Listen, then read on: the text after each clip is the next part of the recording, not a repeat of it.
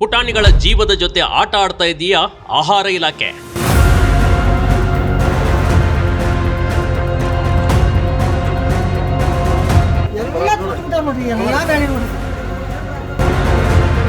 ಮಕ್ಕಳಿಗೆ ಪೂರೈಕೆ ಆಗ್ತಿದೆ ಹುಳುಗಳು ಇರುವಂತ ತೊಗರಿ ಬೇಳೆ.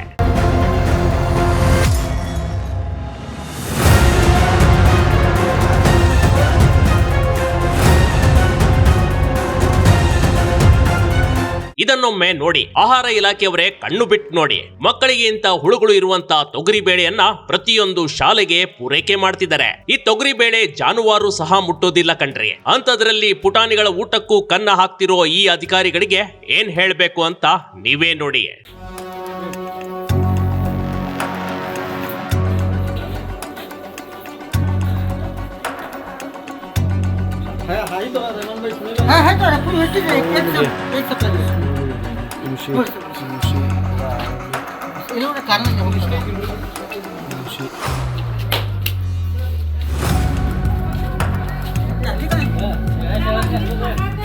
ಅಂದಾಗೆ ಈ ರೀತಿ ವೇಸ್ಟ್ ತೊಗರಿ ಬೇಳೆ ಪೂರೈಕೆ ಆಗ್ತಿರೋದು ಉತ್ತರ ಕನ್ನಡ ಜಿಲ್ಲೆಯ ಹಳ್ಳಿಯಾಳದ ಸರ್ಕಾರಿ ಶಾಲೆಗಳಲ್ಲಿ ಕಂಡ್ರೆ. ಇಲ್ಲಿನ ಪ್ರಾಥಮಿಕ ಶಾಲೆ ಮತ್ತು ದೇಶಪಾಂಡೆ ನಗರದ ಸರ್ಕಾರಿ ಕಿರಿಯ ಪ್ರಾಥಮಿಕ ಉರ್ದು ಶಾಲೆಗಳಲ್ಲಿ ಇಂಥದೊಂದು ಹುಳುಗಳು ಇರುವ ತೊಗರಿ ಬೇಳೆ ಪೂರೈಕೆ ಆಗ್ತಿದೆ.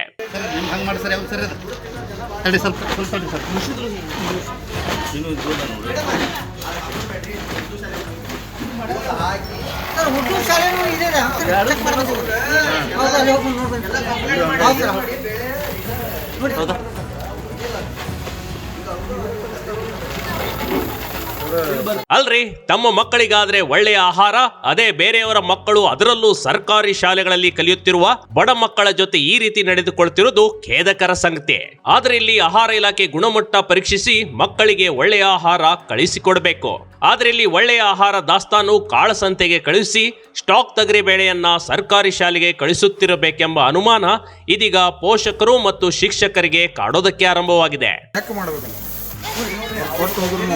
ಸರಿ ಇಲ್ಲ ಅಂತ ವಾಪಸ್ ಮಾಡಬೇಕಲ್ಲ.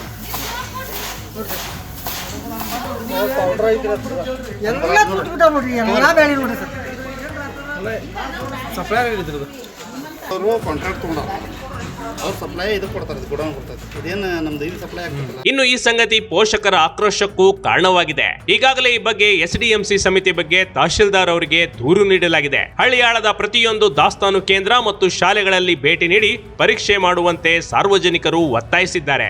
ಆದರೆ ಸರ್ಕಾರ ತಂದಿರುವ ಮಕ್ಕಳ ಯೋಜನೆ ಬಡ ಮಕ್ಕಳ ಹೊಟ್ಟೆಯ ಜೊತೆ ಈ ರೀತಿ ಅಧಿಕಾರಿಗಳು ನಡೆದುಕೊಳ್ತಿರುವುದು ನಾಚಿಕೆಗೆ ಇಡು ಕಣ್ರಿ. ಆದಷ್ಟು ಬೇಗ ಸಂಬಂಧಪಟ್ಟ ಅಧಿಕಾರಿಗಳು ಈ ಬಗ್ಗೆ ಗಮನ ಹರಿಸಲಿ ಅನ್ನೋದೇ ನಮ್ಮ ಬಿಗ್ ಟಿವಿ ಕರ್ನಾಟಕದ ಕಳಕಳಿ ಕೂಡ. Big TV Karnataka, ಹಳ್ಳಿಯಾಳ.